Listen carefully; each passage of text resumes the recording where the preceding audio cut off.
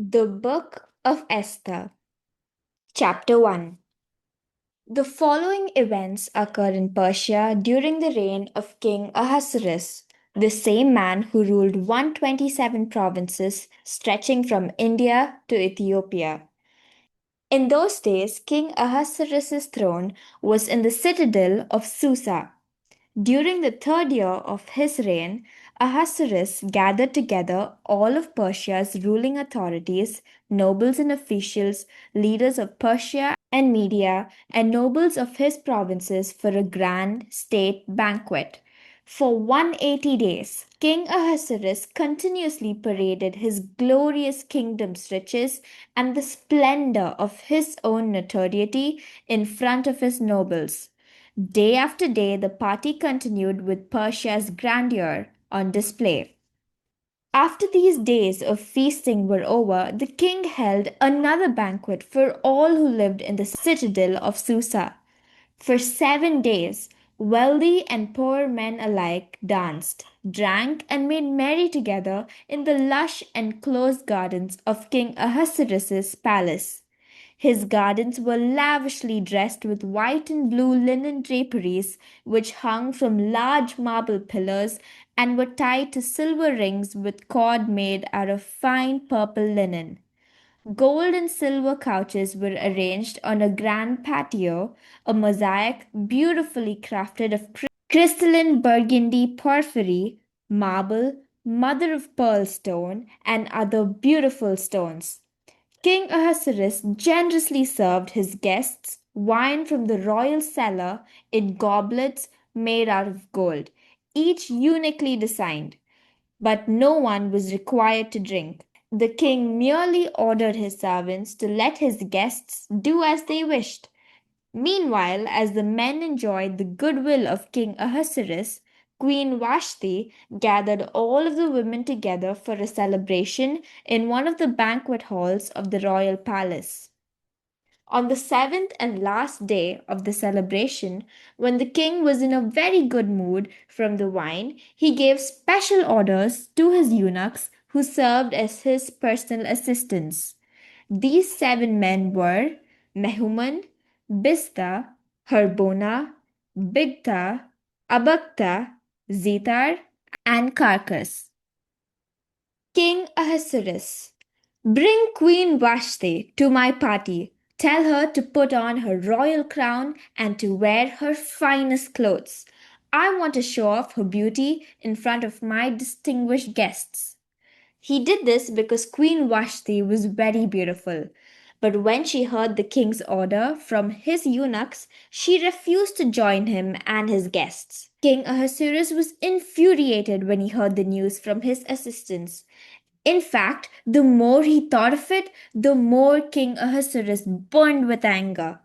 Immediately, King Ahasuerus called a meeting with his wise council, men who understood the laws and customs that had made the Persian Empire great.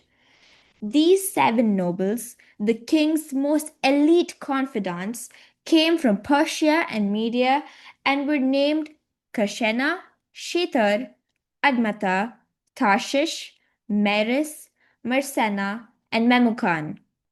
King Ahasuerus. Queen Vashti has blatantly defied me and refused the order I gave her through my assistants. Tell me, good men, what do the laws of this land suggest should be done to a queen who has disobeyed her king? Memucan before the king and nobles. Your queen has wronged you, my king. She has also offended every noble of the land and all the people who reside in your provinces. Something must be done. If we don't act quickly, every woman in this kingdom will hear about Queen Vashti's disrespect for you and they will follow her example in dishonoring their husbands. I can hear the women now talking among each other. Why should we listen to our husbands when Queen Vashti doesn't come when King Ahasuerus calls for her? This day, the noble women of Persia and Media who hear what the queen has done will respond in kind to your nobles, and there will be chaos all across the land. But my king, don't worry, I have an idea. With your permission, of course, I recommend that a decree be issued among the Persians and the Medes, a law which cannot be repealed that forbids Vashti from ever being allowed in your presence again.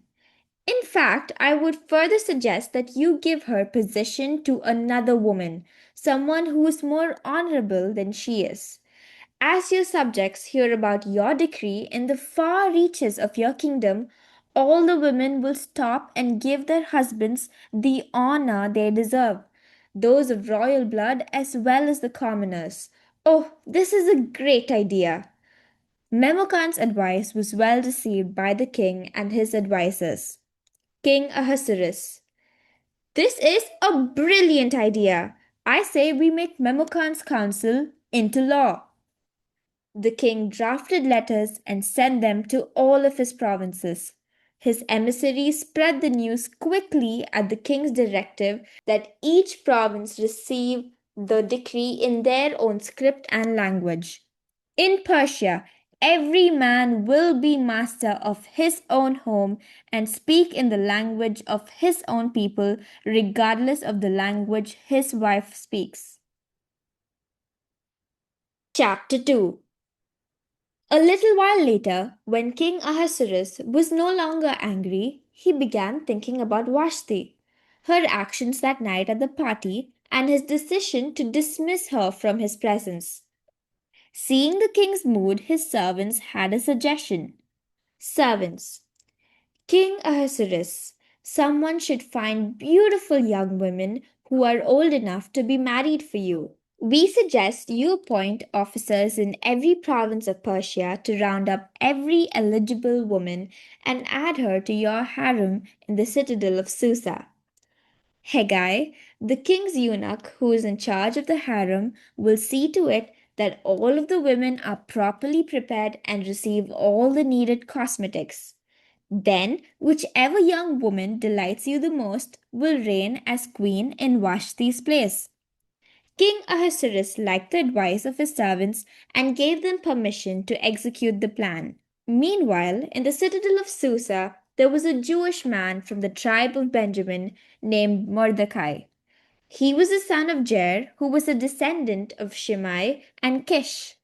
It was at the hand of King Nebuchadnezzar of Babylon that Jeconiah, king of Judah, and Mordecai's ancestors had been forced out of the city of Jerusalem to live as exiles in Babylon. Mordecai had a cousin who was a young and beautiful girl named Hadassah, and she was also called Esther. After her mother and father died, Mordecai adopted her into his family as his daughter. As the result of the king's decree, Esther, along with many other young women, was brought to the royal palace in the citadel of Susa, and she was put in the care of Haggai, who was in charge of the harem. Esther soon impressed Haggai and was favored. He arranged that she be given the most lustrous beauty treatments and fed the finest fruits and vegetables from the king's garden. He assigned to her 7 servants and moved her and her servants to the harem's finest rooms. Mordecai had instructed Esther to keep her Jewish heritage a secret, and so she told no one. Still, her cousin worried about her. Every day, Mordecai paced back and forth near the courtyard of the harem to see if he could find out some news, any news about Esther. Before going in to the king, each young woman went through 12 months of beauty treatments as the harem's rules prescribed. For the first 6 months, the women were treated with the palace's finest myrrh oil, and that was followed by 6 months in perfume and other women's cosmetics. This is how a young woman would go in to the king.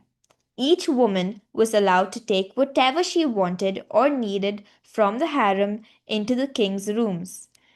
In the evening, the woman would go into King Ahasuerus' chambers, and then the next morning she would return to the harem again, but now she would be watched over by Shashgaz, the king's eunuch in charge of his concubines. No woman returned to the king's rooms unless he was pleased by her and called for her by name. Esther was the daughter of Abihail, who in turn was the uncle of Mordecai. When it was time for Esther, whom Mordecai had adopted, to go in to the king, she didn't ask for anything special. She took only what Haggai suggested. Since he was the king's eunuch in charge of the women, he would know what was best. Now Esther had some special qualities, and all who met her favored her. In the 10th month, the month of Tebeth, during the 7th year of his reign, 4 years after King Ahasuerus dethroned Queen Vashti, Esther was taken to King Ahasuerus in the king's rooms. The king found her to be more desirable than all of the other women. Unlike the other young women brought before him, she alone won his heart and his favor. So he made her his queen instead of Vashti and placed the royal crown on her head. King Ahasuerus invited all of the nobles and officials to a state banquet in honor of Esther, his new queen. He declared that day as a holiday throughout his entire kingdom and distributed extravagant gifts. When the young women were gathered together for a second time, Mordecai was sitting at the palace gate where the men gathered for business and legal decisions. Since Mordecai had required Esther to keep her Jewish heritage a secret, she had told no one. She continued to obey him as she did when he took care of her. One day, when Mordecai was at the gate, Bigthan and Teresh, two of the king's eunuchs who guarded the door, were plotting to kill King Ahasuerus. They were angry over some matter, but Mordecai learned of their plan and reported it to Queen Esther, who told the king about the plot, giving credit to her cousin. After a thorough investigation, the report was proven true. So the two officers were killed and displayed on a pole. All of this information was chronicled in the presence of the king in the public record. Chapter 3. A little while later, according to King Ahasuerus' wishes, Haman, son of Hammedatha, an Agagite, was promoted to a rank above all his fellow nobles in the kingdom. The officials at the king's gate all bowed down before Haman and paid him homage because the king commanded this. But Mordecai the Jew refused to kneel and refused to honor him. Mordecai's actions came to the attention of the king's officials standing at the gate. Officials looking at Mordecai. Why are you disobeying the king's command? The officers questioned him daily about his disobedience to the king, but Mordecai refused to listen and bow down. The officers reported this to Haman to learn whether or not Mordecai's excuse would be tolerated, for Mordecai had told them he was a Jew. Haman was furious when he saw that Mordecai refused to bow and pay him the respect he was due. But Haman wasn't to be satisfied with killing only Mordecai, so he began to think of ways to destroy all of Mordecai's people, the Jews, throughout the kingdom of Ahasuerus. During the first month, the month of Nisan, of Ahasuerus' 12th year as king, they cast lots, also known as Purim, in the presence of Haman in order to select a day and month. The lot fell on the 13th day of the 12th month, the month of Adar, a day nearly 1 year in the future. Haman to the king. All the provinces in your kingdom are overrun with one insignificant group of foreigners, people who haven't adopted our customs. Their laws differ from all other peoples and they do not keep your laws. Therefore, it's not a good idea for you to tolerate them or their actions any longer.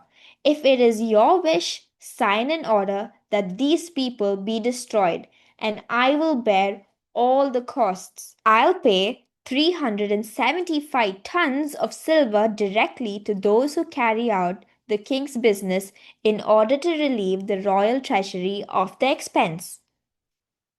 Not knowing which group of foreigners was being targeted, the king took his signet ring, the symbol of his power and authority, from his finger and passed it to Haman, son of Hammedatha the Agagite, who hated the Jews. King Ahasuerus to Haman, the money is yours and the people are yours also to do with as you wish. On the 13th day of the first month, the royal secretaries were summoned. The king's order was written down exactly the way Haman dictated it to all of the king's rulers of the regions, governors of the provinces, and nobles of the ethnic groups.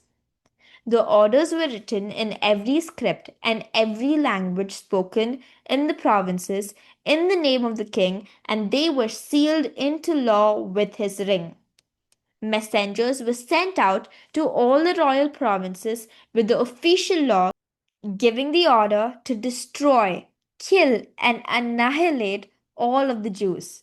They were to kill everyone, including women and children, young and old, on the 13th day of the 12th month, the month of Adar, and they were free to take everything the Jews owned. An official copy of the king's order was to be issued to every province and read publicly so that the people could get ready for that day. The messengers were quickly dispatched by order of the king. Then the decree was publicly proclaimed in the citadel of Susa. As the king and Haman relaxed and drank wine, the city of Susa was thrown into chaos. Chapter 4. Mordecai mourned when he found out what had happened. He ripped his clothes, put on sackcloth, and wiped ash onto his body. Then he went through the city, weeping loudly in anguish. When he came to the king's gate, not far from the palace, he stopped, since those wearing sackcloth were not permitted to enter it and disrupt the mood of the court. In the meantime, as word of the king's decree began to spread throughout all of the provinces, terrible distress grew among the Jews. They fasted, wept, and screamed out in misery. Like Mordecai, many put on sackcloth and ashes.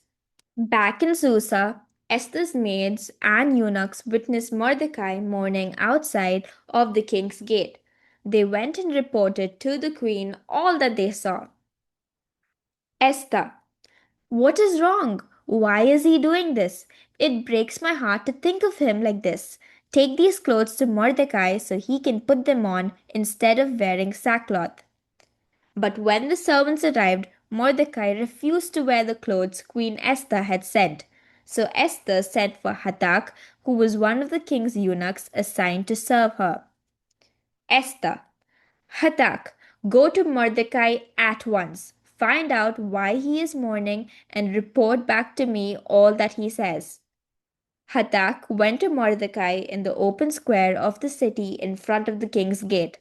Mordecai told the queen's servant everything that had happened and how much money Haman had pledged to place into the royal treasury in exchange for the destruction of the Jews. Then he gave Hathach a copy of the order for mass murder of the Jews, the same order issued in the city of Susa. Mordecai. Show it to Esther, tell her everything I have told you, convince her to go before her king and plead for his favor, not only for her life, but also for the lives of her people. Hathach returned to Esther and told her everything Mordecai had said.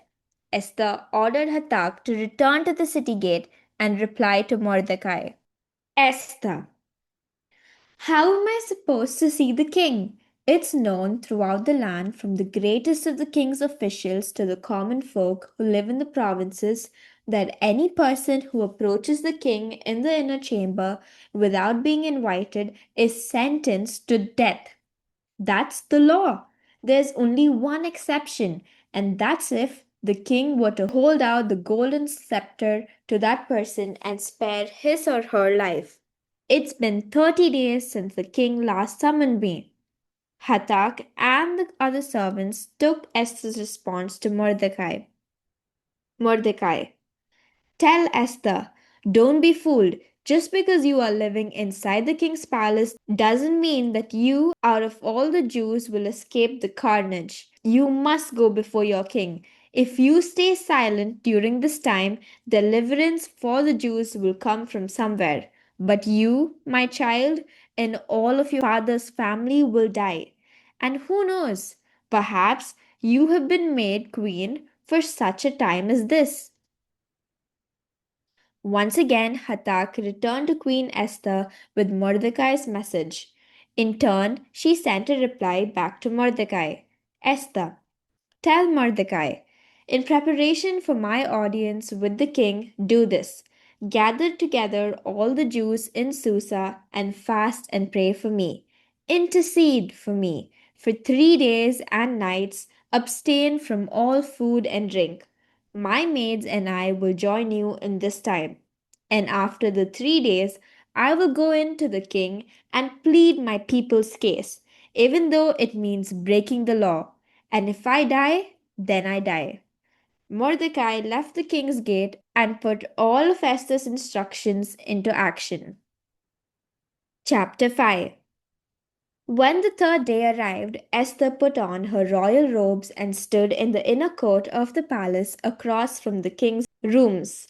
The king was sitting on his throne facing the palace entrance. He was pleased when he noticed Queen Esther waiting in the court. He extended his golden scepter with his hand, inviting her in. Esther walked toward him, and when she was close enough, she reached out and touched the king's scepter. King Ahasuerus, what is it, Queen Esther? What is your request? I'll give you anything, even half of my kingdom. All you need to do is ask. Queen Esther, if it would please you, my king, I'd like for you and Haman to come today to a banquet I have made in your honor. King Ahasuerus, looking at his servants, go and find Haman this instant, so we can do as Esther desires. So the king and Haman came to Esther's banquet. As Haman, the king, and Esther were enjoying the wine at the end of her banquet, the king pressed the question. King Ahasuerus, now, my queen, what is your request? I promise that half of my kingdom is not too much to ask. Don't be afraid to ask for whatever you want. Queen Esther, I do want something.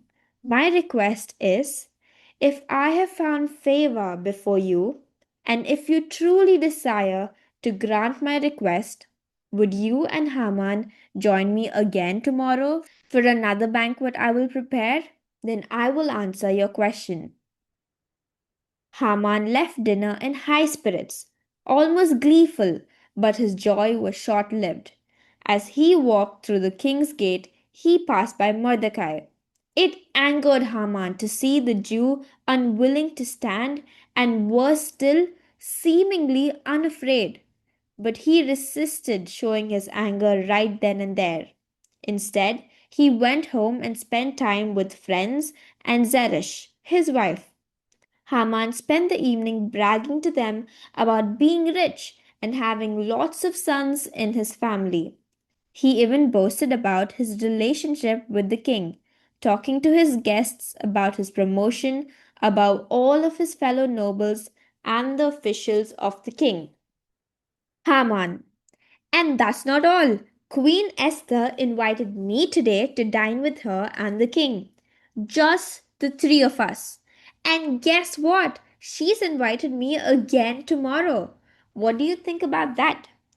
But I must be honest, seeing that Jew, Mordecai, as I pass through the gate makes it difficult to celebrate any of my good fortune. Then his wife Zeresh and all of his friends came up with an idea. Zeresh and his friends. You should make a wood pole 75 feet high. Tomorrow morning, have the king sentence Mordecai to be executed on it. Then you'll be able to have a good time at the banquet with the king. Haman thought the idea was brilliant, so he had the pole made. Chapter 6. That same night, the king was unable to sleep, so he ordered the official records of his reign to be brought and read before him. As the record was read, the king was reminded of the time when Mordecai saved his life. Mordecai had been the one who reported that Bigthana and Teresh, two of the royal eunuchs who guarded the doors, were plotting to assassinate the king. King Ahasuerus to his servants. Did Mordecai receive any recognition for this action? Was he honored in any way? Servants. He received no recognition for this. King Ahasuerus. Is anyone out in the court now? Haman had just arrived at the outer court of King Ahasuerus' palace. He hoped to speak with the king about executing Mordecai and hanging him on the pole he had prepared. Servants. Haman is here waiting in the court to see you. King Ahasuerus. Allow him to come in. So Haman entered the king's chambers. He waited for the king to speak first. King Ahasuerus. Haman, I want to ask you something. What do you believe is the proper manner in which to honor a man who has pleased me? Then Haman thought to himself, there is no one the king wishes to honor more than me. Haman, if you desire to honor a man, I believe you should do this. First, have your servants bring one of the robes you have worn and one of the horses you have ridden that has worn the royal crown on its head. Then you should give the robe and horse to one of your most noble officials. Have him robe the man whom you want to honor and then lead the man on horseback throughout the center of the city. It should be announced that this is what happens for the man whom the king wants to honor. King Ahasuerus. Your idea is perfect, Haman. I want you to go and do this immediately.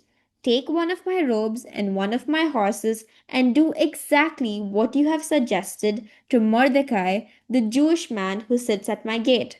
Do everything you have said and don't leave out one single detail.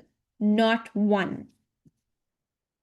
Haman was mortified. He took the robe and horse, he dressed Mordecai in the king's robe, and led him throughout the square of the city.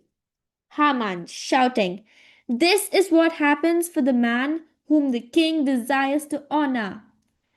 When it was done, Mordecai returned to the king's gate. But Haman fled to his home, mourning and covering his head in humiliation. He told his wife Zeresh and all his friends everything that had happened to him. They offered him a bit of wise advice. Zeresh and his friends. You must be very careful with how you handle Mordecai. If he really is a Jew, a descendant of the nation that defeated your ancestors, then you won't be able to succeed. In fact, you will most certainly be destroyed. Look, you've already begun to bow to him. In the middle of their conversation, the king's eunuchs arrived at Haman's house and rushed him off to have dinner with Esther and the king. Chapter 7. King Ahasuerus and Haman came to dine with Queen Esther, and while they were drinking wine, the king posed his question once again. King Ahasuerus, what is your request, Queen Esther? I'm willing to give you anything you want. Just make your request. Even if it's half the kingdom you desire, I will make it happen. Queen Esther. If you favor me, my king, and if it pleases you, spare my life. That's all I'm asking for, that my people and I be spared. That is my wish. There are some, my king, who wish to rid your kingdom of us. For my people and I have been sold, marked for destruction and massacre. Now, if the plan was simply to sell our men and women into slavery, I would have kept my mouth closed because that would not have been important enough to disturb you, my king. King Ahasuerus, who has targeted your people? Where is this man who dares to do this?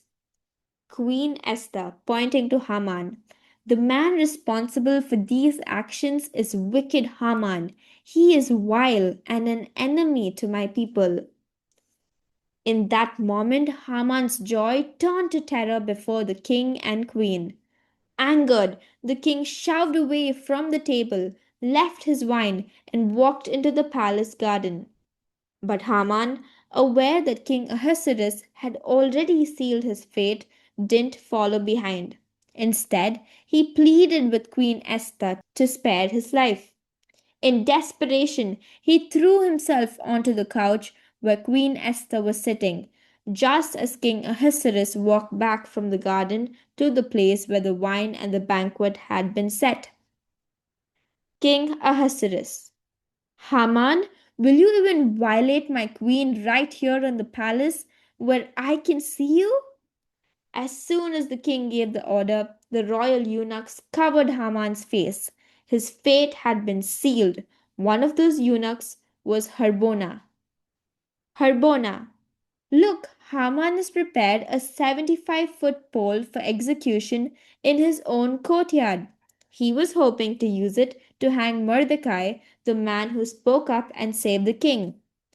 King Ahasuerus. Well, hang him on it. So they took Haman and killed him and displayed him on the pole he had made ready for Mordecai, and King Ahasuerus' anger subsided. Chapter 8. On the same day, King Ahasuerus gave Queen Esther all the household of Haman, the enemy of the Jews. Then Mordecai was brought before King Ahasuerus, for Queen Esther had told the king how they were related. The king took off his signet ring, the one he had taken back from Haman, and gave it to Mordecai. Then Esther put Mordecai in charge of all of Haman's household. Esther came before the king once more. This time she fell at his feet, wept, and begged the king to do something to stop the evil plan that Haman the Agagite had brought upon the Jews. The king, as before, extended his golden scepter to Queen Esther, and she stood to her feet before him. Queen Esther. If it pleases the king, and if I am in his favor, and if the king believes it is the right and just thing to do, let there be an official decree written that will cancel out the order that Haman, son of Hammedatha the Agagite, had written to rid all the king's provinces of the Jews. For I can't bear to see this catastrophe brought against my people. How can I live another day if I witness the destruction of my kindred? King Ahasuerus to Queen Esther and Mordecai the Jew. Look, I have given you, Queen Esther, Haman's household because of his vengeful actions against your people. That is also why he hangs on the pole he had made for Mordecai. I have done all I can do. The rest is your responsibility, because no order that has been written in the name of the king and sealed with the king's signet ring can be overturned. So you must write a new order to the Jews to remedy the situation. It, too, must be written in the king's name and sealed with the king's signet ring.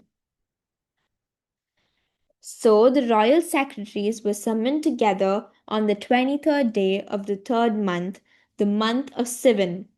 The king's new orders were written down exactly the way Mordecai dictated them, and they were written to the Jews, the rulers, the governors, and the nobles of the 127 provinces stretching from India to Ethiopia.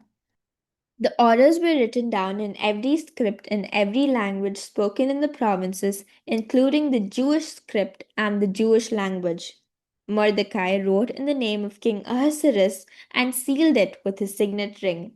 Then these orders were dispatched to the provinces by couriers who rode on the finely bred horses spurred by the royal stud. The king's new orders gave the Jews in every city the right to gather together to protect themselves and to kill or destroy any army of any nation or province, including their women and children who might attack them. The orders also gave the Jews the right to take over the assets of their enemies. These new orders were set to go into effect on the 13th day of the 12th month, the month of Adar. This was the same day Haman had determined by casting lots to kill the Jews. An official copy of the king's order was to be issued to every province and read publicly to all nationalities so that the Jews would be ready to protect themselves against their enemies. The couriers were quickly dispatched by order of the king, and they left the capital riding on royal steeds. Then the decree was publicly proclaimed in the citadel of Susa.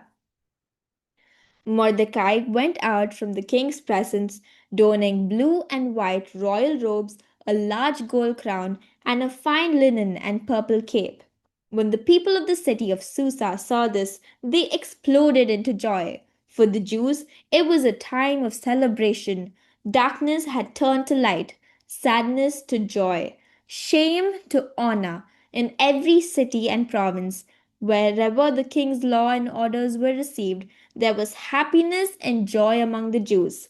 They feasted, they danced, they celebrated, and people from other nations living among the Jews professed to be Jews because they were afraid of the Jews' sudden political power in Persia. Chapter 9. The new law and orders of King Ahasuerus took effect on the 13th day of the 12th month, the month of Adar. It was on this day that those who were enemies of the Jews had planned to overtake them, but that was not the way it happened. Instead, the Jews got the upper hand over those who conspired against them. On that day, the Jews gathered together in their respective cities in all the provinces of King Ahasuerus to fight those who sought their destruction. No army or nation could stand against them because they were all frightened of the Jews. The nobles and governors of the provinces and also the king's officials did what they could to help the Jews, but that was because they feared what Mordecai might do to them. In King Ahasuerus' palace, Mordecai grew more powerful. Word spread quickly throughout the provinces about Mordecai's authority and influence. The Jews took this opportunity to attack their enemies with swords, killing them. And then they did whatever they deemed reasonable with those who despised them. Just in the city of Susa, the capital of the empire, the Jews killed 500 men. That didn't include the 10 sons of Haman, son of Hammedatha, enemy of the Jews.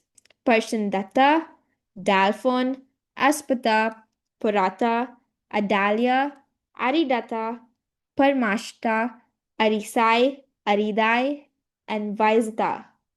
They were also put to death. All of them were considered enemies of the Jews, but they did not touch the assets of their victims. When the day was over, the number of those killed in his capital Susa was reported to King Ahasuerus. Then the king spoke to Queen Esther. King Ahasuerus, the Jews have killed 500 men in the capital of Susa alone, and also the 10 sons of Haman. How many must they have killed in the other provinces? Now, do you want anything more? Whatever you ask will be given to you. So tell me, what further do you need? I will grant whatever that is. Queen Esther, if it pleases the king, allow the Jews in Susa one more day to exact justice on their enemies according to your decree, and let Haman's 10 sons be displayed on the pole. The king honored Queen Esther's wishes. An order was issued in the city of Susa, and the dead bodies of the 10 sons of Haman were displayed. So on the 14th day of the month of Adar, the Jews killed 300 men in Susa, but they didn't touch any of their assets. In the meantime, the Jews who lived outside Susa in the king's provinces also gathered together to defend themselves and find freedom from their enemies. In total, the rural Jews killed 75,000 of their enemies, but they didn't touch any of their assets. All of this took place in the provinces on the 13th day of the month of Adar, and on the 14th day, the Jews rested and celebrated with food and drink. Since the Jews in Susa had gathered together to defend themselves on the 13th and 14th days of the month of Adar, they rested on the 15th and celebrated with food and drink. This explains why the Jews who live in rural areas and villages continue to celebrate on the 14th day of Adar with food and drinks and send gifts to one another. Mordecai kept a detailed journal of all these events and he corresponded often with all of the Jews from every corner of King Ahasuerus' kingdom, regardless of its distance from Susa. He reminded them to remember and celebrate the 14th and 15th days of Adar every year, based on the day of each group, and to celebrate as faithfully as they did on the days in which the Jews were granted relief from their enemies. He wanted them to savor the month of Adar as a time when their sadness turned into gladness and their mourning into celebration. He encouraged them to celebrate with food and drink, to send gifts, and to offer help to the poor. The Jews in every part of the kingdom took Mordecai's advice and celebrated on the 14th and 15th days of the month of Adar, making it an annual custom. In short, Haman, son of Hammedatha the Agagite, the enemy of all Jews everywhere, had schemed against the Jews to destroy them. He did so by casting the lot, also known as the Pur. That was the beginning of the plan to annihilate them and bring about their ruin. But King Ahasuerus learned about his evil plot and wrote an order that Haman should receive the very punishment that he himself wanted the Jewish people to suffer. So the king directed that Haman and all 10 of his sons be killed and displayed on the pole. So this is why they call these days of feasting Purim, from the word pur, which means lot. It is also because Mordecai's correspondents had instructed Jews across the empire to remember what they had seen and what had happened to them. So, the Jews made it their custom that every family and every descendant and every future convert would observe these 2 days each year in the way that Mordecai asked. This explains why these days were remembered and celebrated by all Jews in all places and at all times. The days of Purim would never be forgotten and their celebration would never stop.